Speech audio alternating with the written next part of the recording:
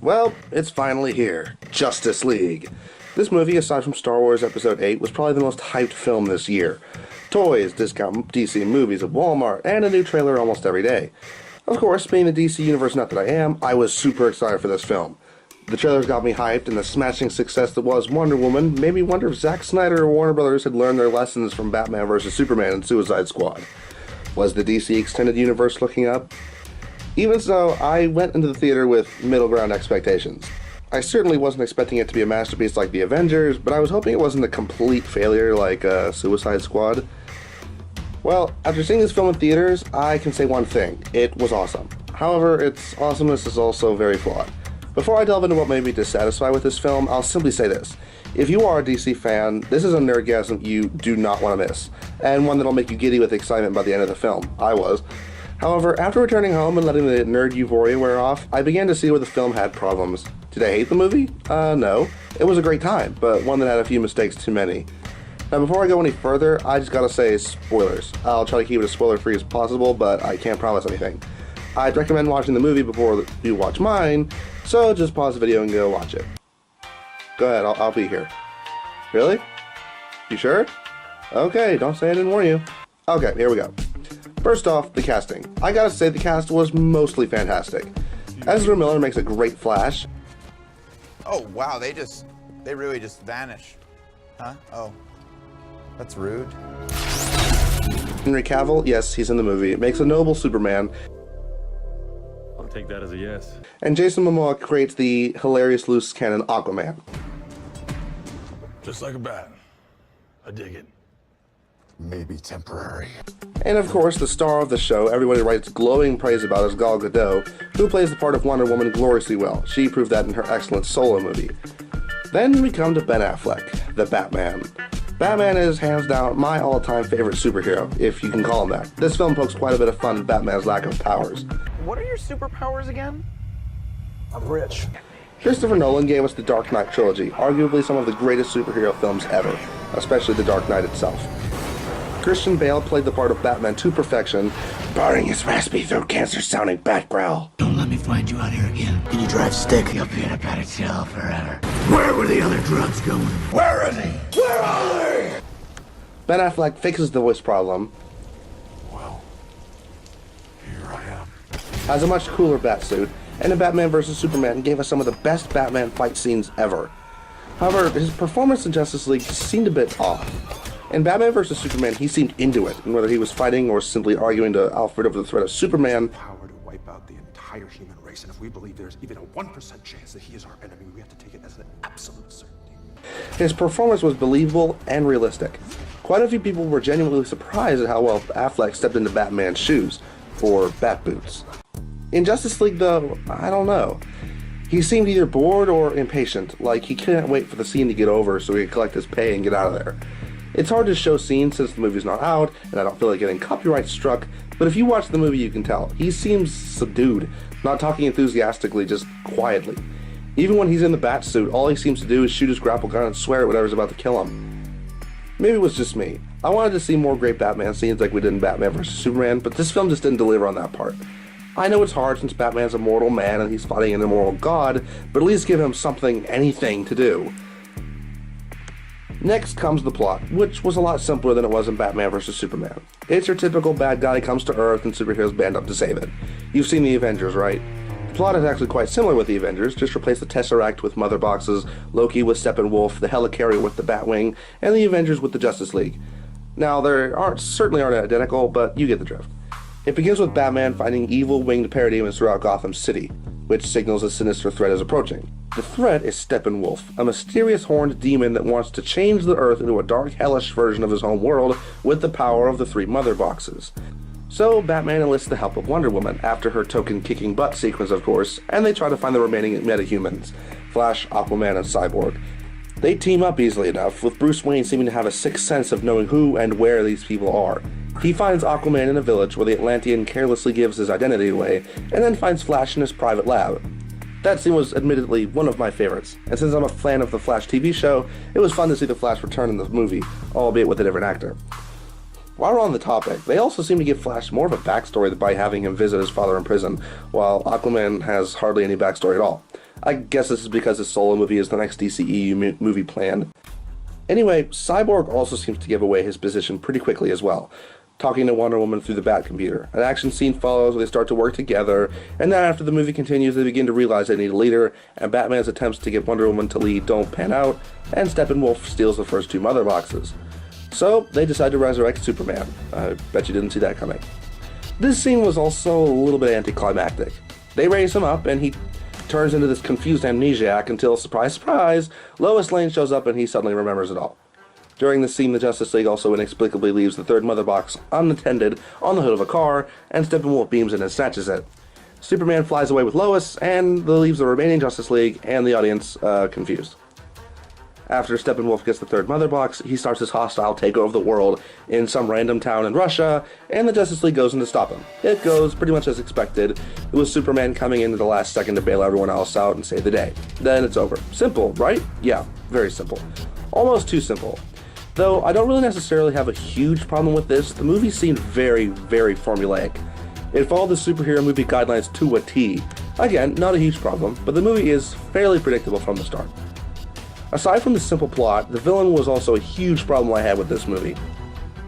The sorta villainous Steppenwolf, who I guess is sort of terrifying? Not really. His motives are unclear, his face is made out of painfully obvious CGI right out of an Injustice video game, and his lines are so cliched and stale, you wonder if Darkseid is out there palming his face. First off, I think many people, myself included, expected to see Darkseid, one of the greatest comic book villains of all time, as the main baddie of this movie. That certainly would have been more interesting. In Batman vs. Superman, the Batman Nightmare scene shows Darkseid's Omega symbol and his winged parademons. I wasn't expecting to see Steppenwolf, a villain that I'm pretty sure nobody except hardcore DC fans have even heard of. A little bit of background on Steppenwolf: he is Darkseid's uncle and a member of his elite forces. His sole purpose is to please Darkseid. He is considered a new god, and though he has the power to enslave worlds, I never truly feared him. Despite his horned helmet, fiery battle axe, and imposing stature, he was just a cardboard cutout of a villain. His lines plumb such depths as, This world will fall like all the others. something no villain has any business saying anymore. It's not that we haven't had any great DC villains. The best example probably being Heath Ledger's legendary portrayal of the Joker in The Dark Knight. His performance is both terrifying and mysterious. He is a villain to be feared, and the audience does.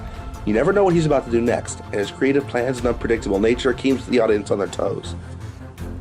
Steppenwolf, however, just doesn't hold the same gravitas. Despite his fearsome appearance, we're never given a reason to fear him. He doesn't do anything truly scary. With the Joker, he kills his own men, bombs buildings, even hosts deadly magic shows. Steppenwolf monologues, flails around his battle axe, and does little to make the audience fear him.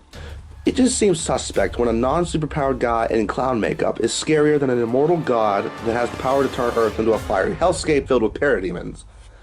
Unfortunately, Steppenwolf, like Doomsday in Batman vs. Superman, is simply an excuse to get our heroes to band together. That's not what the audience needs. We want a villain to be feared. We want to be terrified of the villain. I wasn't terrified of Steppenwolf, and so there was no tension for me. He even went out like a wuss, with his parademons carrying him away after Superman freezes and breaks his battle axe. No boss fight, no sense of relief. It felt more like an eventuality.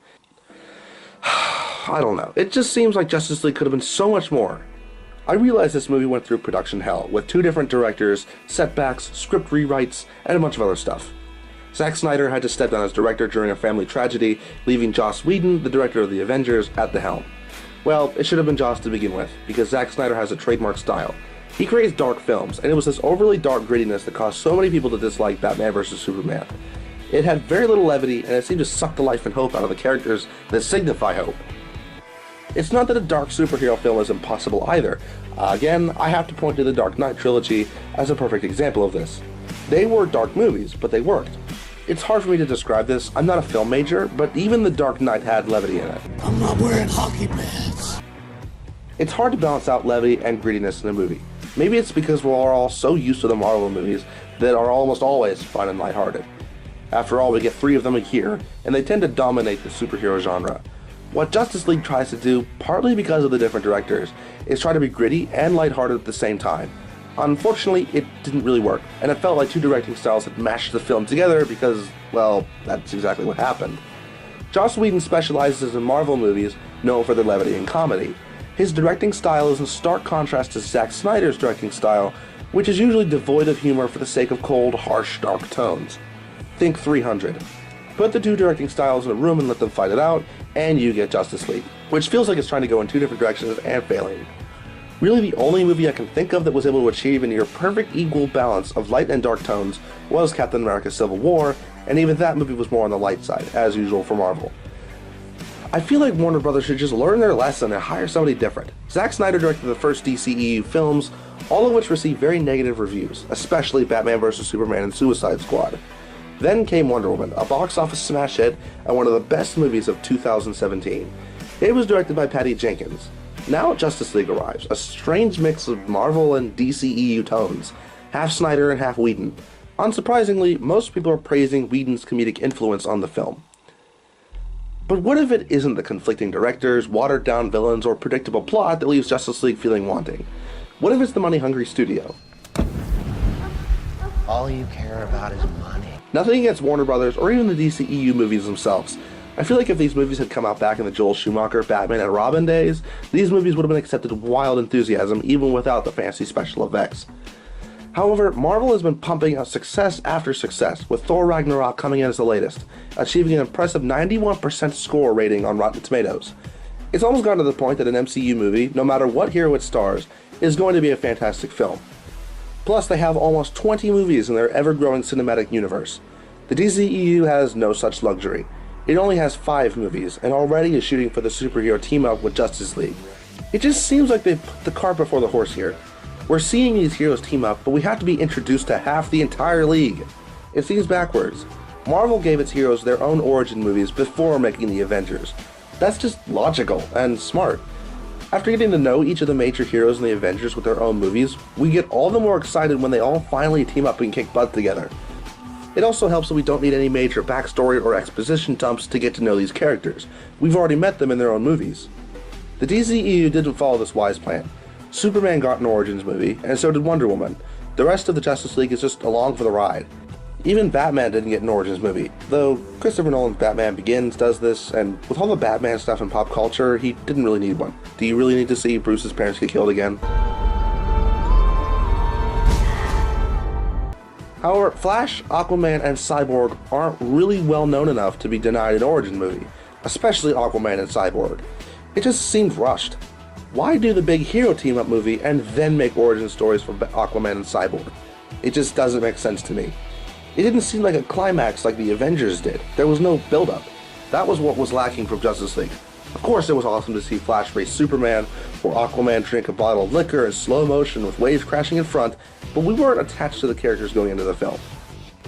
So, what's the takeaway here?